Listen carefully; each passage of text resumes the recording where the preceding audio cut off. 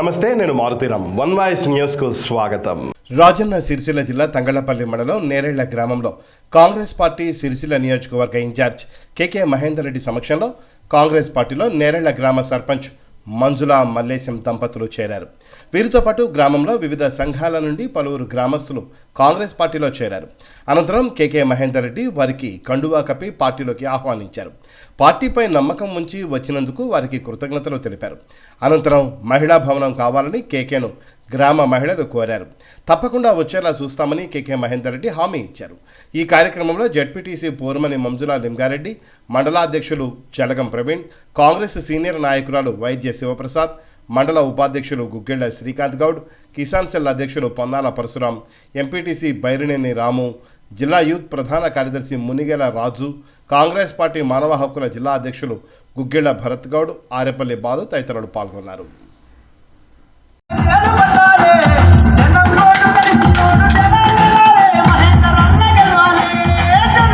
జై కాంగ్రెస్, జై కాంగ్రెస్.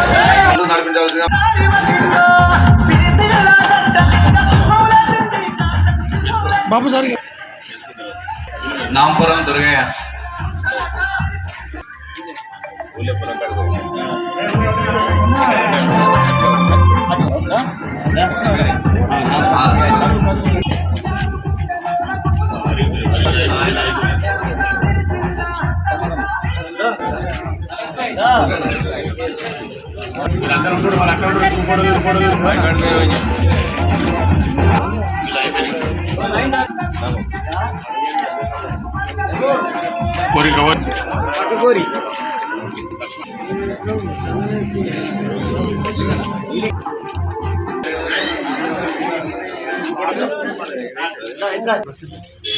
ఒక గంట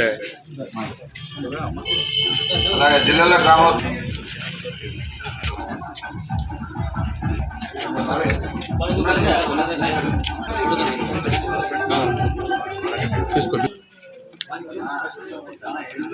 నాయకత్వం.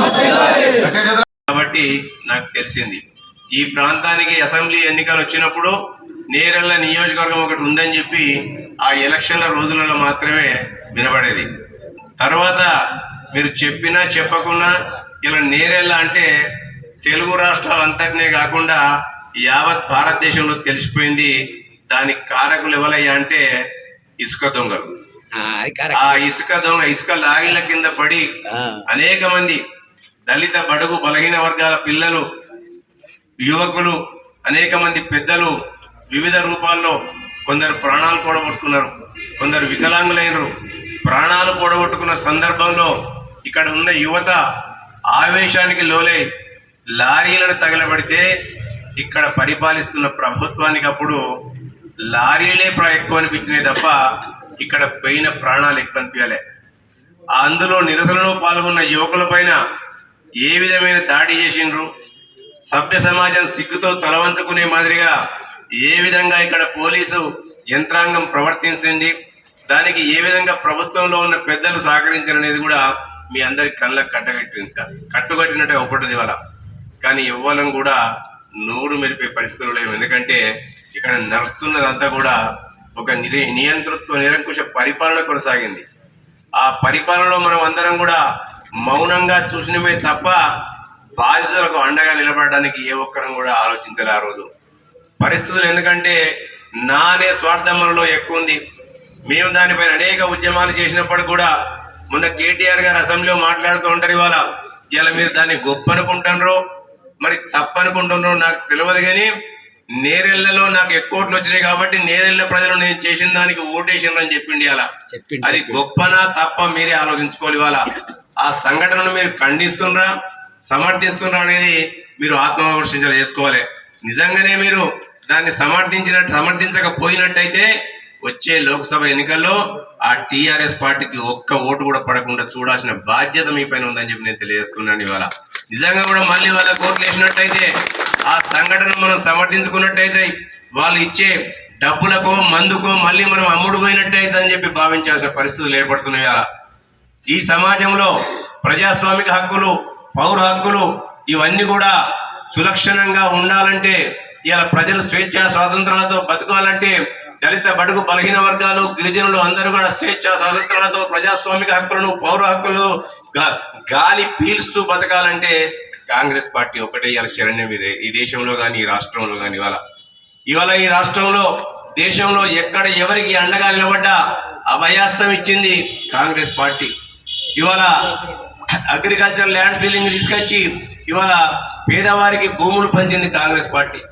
బ్యాంకుల జాతీయకరణ చేసింది కాంగ్రెస్ పార్టీ. రిజర్వేషన్ సిస్టాన్ని తీసుకొచ్చింది కాంగ్రెస్ పార్టీ.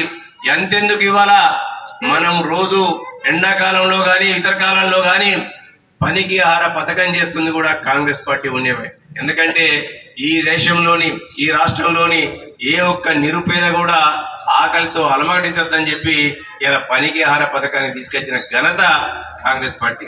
ఇటువంటి పథకాలన్నీ కూడా తీసుకొచ్చి ప్రజలకు అండగా ఉన్న కాంగ్రెస్ పార్టీని మనం ఎందుకో ఆవేశాలకు లోనే తెలంగాణ రాష్ట్రం ఇచ్చిందని చెప్పిన కల్లబుల్లి మాటలకు మనం అందరం కూడా కళ్ళు మూసుకొని ఇలా గుద్దెద్దుల్లా ఒంటెద్దు పొగడుతోని మనం అందరం కూడా ఓట్లు కూర్చున్నాం. ఇవాళ నమ్మి నారం వస్తే పుచ్చిబుర్రలు అయినట్టు సోదరి మంజల్ గారు చెప్పినట్టు ఇవాళ 2 గ్యారంటీలను ఆల్రెడీ మేము పూర్తి చేయడం జరిగింది. వీళ్ళందరూ కూడా అధికారాన్ని కోల్పోయినారు. ముఖ్యంగా ఈ ప్రాంతానికి ప్రాతినిధ్యం వహిస్తున్న కల్వకుంట్ల తారక రామారావు గారు, నేను పెద్ద పెద్ద చదువులు చదువుకున్నా, నేను అమెరికాలో చదువుకొని వచ్చినా అని చెప్పిన వ్యక్తి ఇవాళ ఎప్పుడైతే అధికారం పోయిందో కళ్ళు దాయిన కోతిలాగా అరుస్తుంది. ఇలా చెంగడ వెంగడ అరుస్తుంది. ఇక సారి ఇవాళ ఆయన అహంకారం దురహంకారం ఇప్పుడు కూడా తగ్గిన పాపాన ఓలే. ఇంకా ఇవాళకి కూడా ఇలా మాట్లాడుతుండే ఆయనే. మేము మొదటిసారే చెప్పినాం ఈ 6 గ్యారెంటీలన్నీ కూడా 100 రోజుల్లో పూర్తి చేస్తామని చెప్పి. అలా మేము వచ్చిన అధికారంలో కాంగ్రెస్ పార్టీ అధికారం తెచ్చి మీ అందరు కూడా అధికారం ఇచ్చిన కాంగ్రెస్ పార్టీకి ఇలా 3వ తారీఖు వస్తే, మన ఫిబ్రవరి 3వ తారీఖు వస్తే ఇలా నవంబర్ 3 నుంచి డిసెంబర్ 3 నాడు రిజల్ట్స్ వచ్చినాయి. జనవరి 3, ఫిబ్రవరి 3, 60 రోజులు అవుతుంది, 2 నెలలు అవుతుంది. ఇంకా 40 రోజులు బాకీ ఉన్నది. 40 రోజుల దునియా పనులు చేయొచ్చు. ఇంకా నువ్వు చేసిన గొప్ప పనికి ఇలా ఖజానా అంతా ఖాళీ పెట్టిపోయినావు. ఇలా ఆ ఖజానాల ముందుగా మేము అప్పులు కట్టాలి, అప్పులు కట్టుకుంటేనే ఇవన్నీ చేయాలి. ఇలా నిన్న మొన్న మీరు అందరు కూడా చూసి సిరిసిల్లకు రోజు పోయేస్తుంటారు. మీకు కూడా అయి ఉంటుంది బహుశా.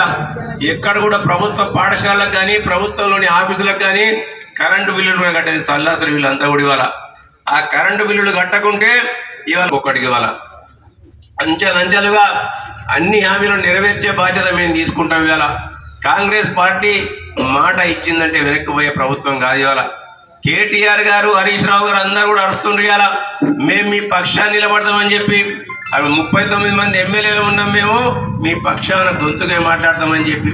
ఇలా మంజులా మల్లేశం గారిని నేను అడుగుతున్నా, అమ్మ మీకు ఎన్ని బిల్లులు రావాలని నేను అడుగుతున్నా. ఇవాళ మీరందరూ కూడా అభివృద్ధి చేసిండ్రు, శ్మశాన వాటికలు కట్టిండ్రు, హరితహారం కింద పెట్టిండ్రు, అక్కడిక్కడ రోడ్లు అయితే ఇస్తామంటే చెప్తే అవి చేసిండ్రు. ఇలా ఈ మెడల పుస్తకాలు కూడా వేనయ్యాల. ఇంట్లో వాళ్ళ పుస్తకాలే కాదు, ఆఖరికి తల్లిదండ్రులు ఉంటే వాళ్ళవి కూడా వేనాయి. చిన్న చిన్న బిడ్డలకు పుట్టినరోజుకో పెట్టిస్తే అవి కూడా వేనయ్యాలా. ఈ అప్పుల పాలై ఆగమైపోతుంది. ఇవాళ నిన్న మాట్లాడుతున్న కేటీఆర్ గారు, మీ అందరికి కూడా నేను బిల్లులు ఇప్పించే బాధ్యత నేను తీసుకుంటా, నేను కొట్లాడతా అని చెప్పి. ఏదో సామెత ఉన్నది, 1000 ఎలుకలు తిన్న పిల్లి కదా తీర్థయాత్రలకు ఏదో సామెత ఉన్నది. ఇవాళ ఆయనకు లేనిపోని ఉట్టుకొచ్చింది, ప్రేమ ఉట్టుకొచ్చింది సర్పంచుల మీద. అయ్యా కేటీఆర్ గారు, మీకు శ్రమ అవసరం లేదు. ప్రభుత్వాలు మారినా, మీ ప్రభుత్వంలో వాళ్ళు పనిచేసిన, మీ కండువా కప్పుకొని పనిచేసిన మా బాధ్యత. ఎందుకంటే వాళ్ళు పనిచేసింది ప్రజల కొరకు పనిచేసినారు. ప్రభుత్వం మార్పు కావాలని కోరుకొని మన కాంగ్రెస్ పార్టీని అధికారంలోకి తీసుకొచ్చుకున్నాము. మరి మన గౌరవ ముఖ్యమంత్రి రేవంత్ రెడ్డి గారు వచ్చిన తర్వాత మొట్టమొదటనే 6 గ్యారంటీలకు మేనిఫెస్టో పెట్టినటువంటి 6 గ్యారంటీల్లో 2 గ్యారంటీలను మొట్టమొదటిని అమలు చేసినటువంటి ప్రభుత్వము మన కాంగ్రెస్ ప్రభుత్వము. మరి ఆ 2 గ్యారంటీల్లో ఒకటి మహిళలకు ఫ్రీ బస్సు పెట్టి ఇప్పుడు మహిళలందరికీ మరి ఆర్థికంగా భరోసా ఇచ్చి వాళ్ళని ఆదుకుంటున్నటువంటి ప్రభుత్వము మన కాంగ్రెస్ ప్రభుత్వము. అలాగే మరి రాజీవ్ ఆరోగ్యశ్రీ కింద 5 లక్షలు ఉన్నదాన్ని 10 లక్షలు చేయడము చాలా సంతోషము. పేదవాళ్లకు చాలా ఉపయోగపడుతుంది. ఎందుకంటే ఆరోగ్యపరంగా ఏ హాస్పిటల్ పోయినా లక్షలు ఖర్చు అవుతుంది.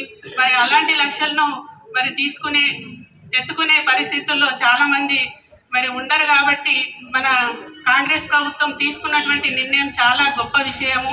ఎందుకంటే 10 లక్షలు మరి చాలా గొప్ప విషయము. పేదవాళ్లకు ఆరోగ్యపరంగా ఆదుకుంటున్నటువంటి ఆర్థిక సహాయం ఆదుకున్నటువంటి మరి కాంగ్రెస్ ప్రభుత్వానికి మన గౌరవ ముఖ్యమంత్రి మరి రేవంత్ రెడ్డి అన్న గారికి ప్రత్యేక కృతజ్ఞతలు తెలియజేసుకుంటూ, ఏదైతే ఈరోజు మరి మన నేరెళ్ళ గ్రామ సర్పంచ్ గారు చేయడం చాలా శుభపరిణంగా చూస్తున్నాను. ఎందుకంటే మరి వారు ఇంకా అభివృద్ధి చేయాలనే ఉద్దేశంతోనే మరి కాంగ్రెస్ గవర్నమెంట్లో చేరడం జరిగింది. వారికి కూడా ప్రత్యేక శుభాకాంక్షలు తెలియజేసుకుంటూ, మరి ఇక్కడ ఉన్నటువంటి మహిళా సంఘం బిల్డింగ్ కావాలని మహిళలు చాలా మంది అడగడం జరిగింది. మరి వారికి ఇప్పుడే మన మహేందర్ అన్న గారికి కూడా మరి మీరు ఎస్టిమేషన్ ఇవ్వడం జరిగింది. తప్పకుండా మీకు మహిళా సంఘం బిల్డింగ్ శాంక్షన్ చేసే మరి బాధ్యత మహేందర్ అన్న గారు తీసుకుంటారు. అలాగే యాదవ సంఘం బిల్డింగ్ కూడా మరి వాళ్ళు ఇంకా పైన వేసుకుంటామని అడగడం జరిగింది. ఇది సరిపోవడం లేదని నన్ను అప్పుడు అడగడం జరిగింది. సెకండ్ జడ్పీటీసీగా నిలబడ్డప్పుడు నేను ఆ గవర్నమెంట్లో పెట్టాను, ఎస్టిమేషన్ కాపీ వచ్చిందన్నారు, ఇవ్వలేదు. తర్వాత ఎలక్షన్లు వచ్చినాయి, ఎలక్షన్ కోడ్ అన్నారు. మరి ఇప్పుడు మనకు ఈ గవర్నమెంట్లో మనకు తప్పకుండా మన మహేందర్ అన్న మరి అది కూడా మన ఎస్టిమేషన్ వేసి మేము పెట్టడం జరిగింది. తప్పకుండా యాదవ్ సంఘానికి మరి మహేందర్ అన్న ఇస్తారని నమ్మకం ఉన్నది, ఇస్తారు కూడా. ఎందుకంటే మరి ఆ గవర్నమెంట్ లాగా కాకుండా మన మహేందర్ అన్న ఎవరు ఫోన్ చేసినా, చిన్న కార్యకర్త ఫోన్ చేసినా లిఫ్ట్ చేసే పరిస్థితిలో మనం ఉన్నాము. మరి ఎవరు అయినా డైరెక్ట్గా మహేందర్ అన్నను కలవచ్చు. అలాంటి పరిస్థితి ఈ గవర్నమెంట్లో ఉంది. ఎందుకంటే ఎలాంటి అడ్డంకులు ఉండయి. మీరు స్వయంగా వెళ్ళి మీ యొక్క రిప్రజెంటేషన్ ఇవ్వచ్చు, మీకు కావలసినటువంటి ఇవ్వచ్చు. తప్పకుండా మనకు ఆ గవర్నమెంట్లో ఉన్నటువంటి మరి ఆపే పరిస్థితి మాత్రం ఉండదు.